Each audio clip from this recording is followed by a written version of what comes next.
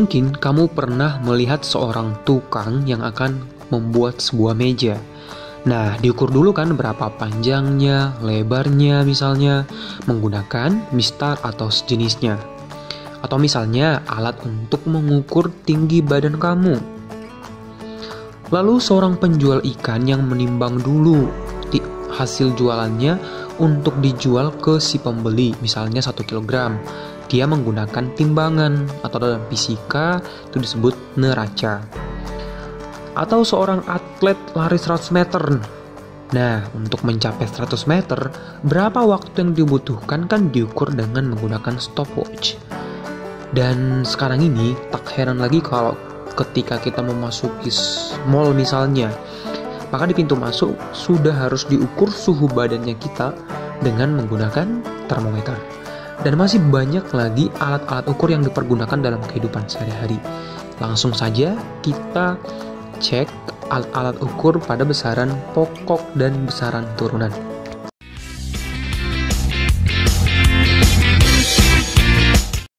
Oke, yang pertama kita akan bahas materi alat ukur panjang, yaitu penggaris. Oke, penggaris pasti pernah kamu pakai dalam kehidupan sehari-hari. Pasti sering gitu ya. Oke, kita bahas di sini bahwa penggaris di sini skalanya terkecilnya 1 mm. Jadi sekecil ini nih, skala terkecil 1 mm, 1 mm, 1 mm. Nah, itu skala terkecil untuk penggaris. Dan gimana cara membacanya? Oke, misalnya kita mengukur panjang pensil ini.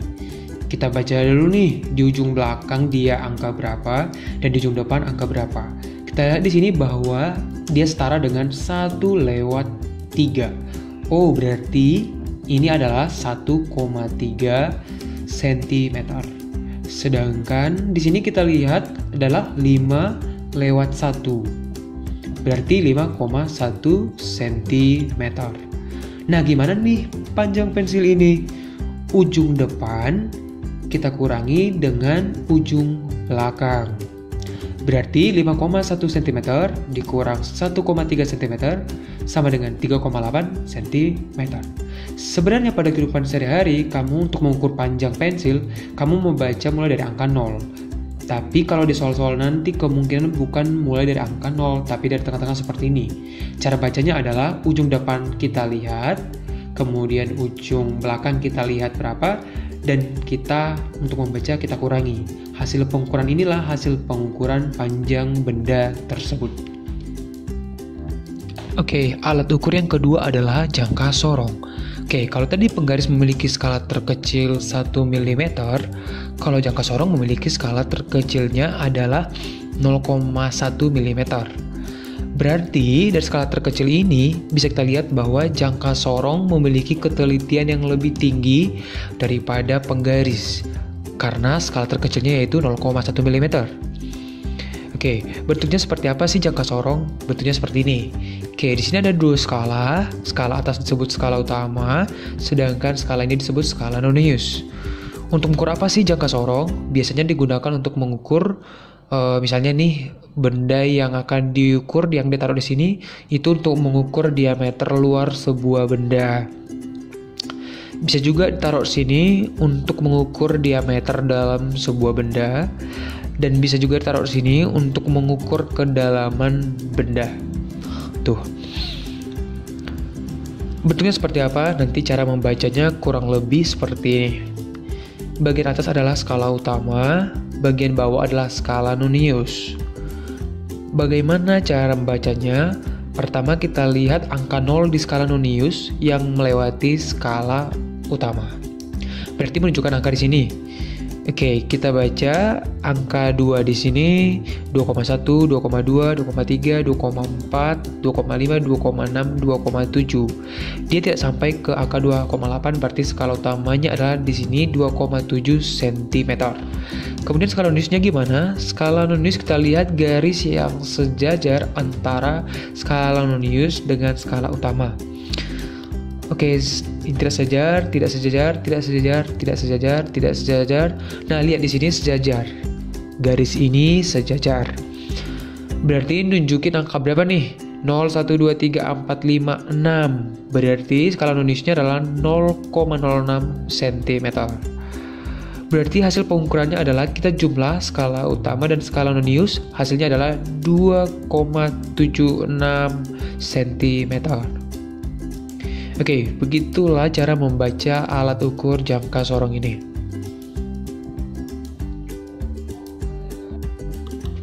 Alat ukur panjang yang ketiga adalah mikrometer skrup. Kalau tadi penggaris skala terkecilnya adalah 1 mm, jangka sorong 0,1 mm, sedangkan di sini mikrometer skrup skala terkecilnya adalah 0,01 mm. Berarti lebih teliti lagi nih skala terkecilnya ya. Berarti skala terkecil 0,01 mm akan lebih teliti lagi. Oke, bentuknya seperti ini. Kalau tadi penggaris mengukur panjang benda, kalau tadi jangka sorong itu biasanya digunakan untuk mengukur diameter benda, kalau mikrometer skrup biasanya digunakan untuk mengukur ketebalan benda. Oke, cara bacanya gimana? Di sini ada skala utama, kemudian di sini ada skala non-use. Kemudian contohnya seperti ini. Kita baca skala utama dulu. Di sini ada garis A yang atas, kemudian garis yang bawah ini adalah setengah. Berarti 0 di sini 0,5, 1 di sini 1,5, 2, 2,5, 3, 3,5, 4, 4,5. Berarti di sini nggak sampai 5 ya. Berarti terakhirnya skala utamanya adalah 4,5. Berarti itu adalah skala utama 4,5 mm. Satuannya di sini adalah milimeter. Kemudian skala non-use-nya gimana? Kalau skala utama tadi di sini, skala non-use itu di sini. Yang mana? Garis sejajar ini yang nunjukin angka berapa. Oke, di sini kan 45 lewat 1, berarti adalah 46. Atau bisa kita tulis di sini adalah 0,46 mm. Oke, skala utamanya di sini adalah 4,5 mm, skala non-use-nya adalah 0,46 mm. Maka hasil pengukurannya atau hasil perhitungannya kita jumlah saja. Jumlahkan berarti hasilnya adalah 4,96 mm. Oke, beginilah cara membaca hasil pengukuran pada mikrometer skrup. Selanjutnya alat ukur massa adalah neraca. Neraca di sini ada dua. Pertama adalah neraca Ohaus. Oke, bentuknya seperti ini. Bendanya taruh sini, kemudian kita otak-atik di sini, kita seimbangkan, kemudian saat seimbang baru kita baca hasil pengukurannya. Oke, misalnya seperti ini. Jadi ini bisa digeser-geser, yang bagian ini bisa digeser-geser agar seimbang. Jika sudah seimbang maka baru kita baca. Oke, misalnya di sini kita baca masing-masing lengan depan, lengan tengah, dan lengan belakang. Oke, lengan belakangnya di sini angka 200 berarti 200 gram, lengan tengah di situ 20 berarti 20 gram. Lengan depan adalah 5,5 gram.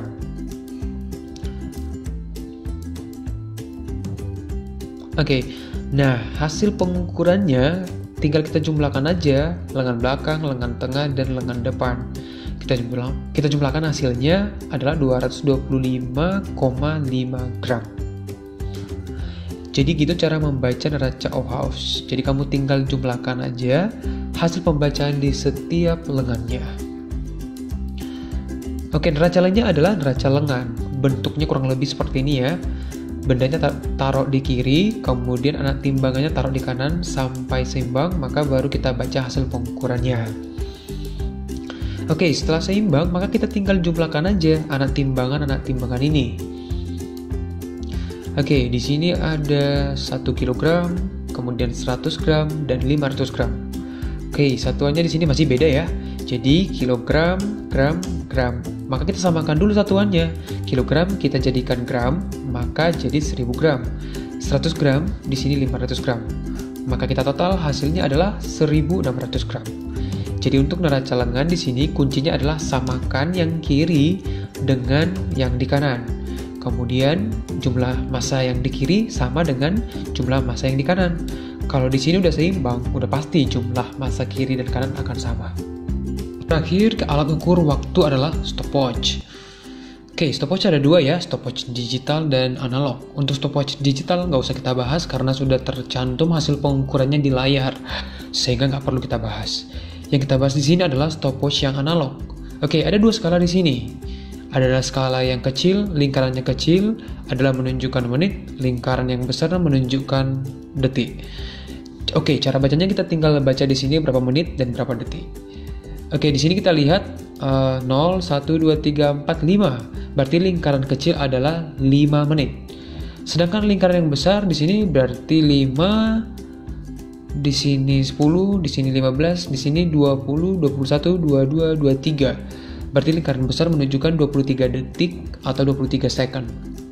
Berarti hasil pembacaannya adalah 5 menit 23 second. Nah, bisa kita ubah menjadi second semua. Berarti 5 menit adalah 300 second. Ya, dari mana 5 kali 60 second. Maka 300 second ditambahkan 23 second, hasilnya adalah 323 second. Oke, ini adalah cara baca untuk alat ukur stopwatch.